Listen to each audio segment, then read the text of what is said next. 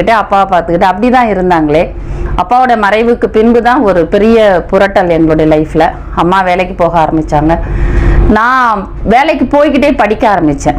எப்படியா இருந்தாலும் படிப்பை விட்டுறக்கூடாது அப்படிங்கிறது இதுதான். எல்லாருக்குமே படிப்பு முக்கியம் அப்படிங்கிற கருத்து எல்லாருக்கும் தெரிஞ்ச விஷயம். ஆனா என்னை பொறுத்த வரைக்கும் பெண்களுக்கு படிப்பு ரொம்ப ரொம்ப முக்கியங்கிறத நான் எல்லா இடங்களையும் திரும்ப திரும்ப வலியுறுத்துவேன். ஏன்னா என்ன வறுமை வந்தாலும் இல்லை சாப்பிட்றதுக்கே கஷ்டம் அப்படின்னாலும் நம்மளை கேர் எடுத்துக்கிறதுக்கு ஆளே இல்லை அப்படின்னு நீங்க நினைச்சாலும் படிப்புன்னு ஒன்று இருந்ததுன்னா எப்படியாவது அந்த சூறாவளியில சிக்கி சொல்லந்து வெளியில நம்ம தப்பிச்சுக்க முடியும். அது என்னுடைய லைஃப் பெரிய எக்ஸாம்பிள். ஏன்னா நான் பிகாம் முடித்தேன், அப்புறம் பிஎல் பண்ணேன், அப்புறம் பிஜிடிஎல் பண்ணேன், அப்புறம் டிப்ளமா இன் லேபர் லா பண்ணேன்.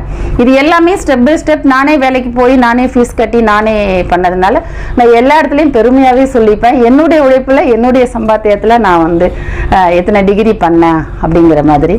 அது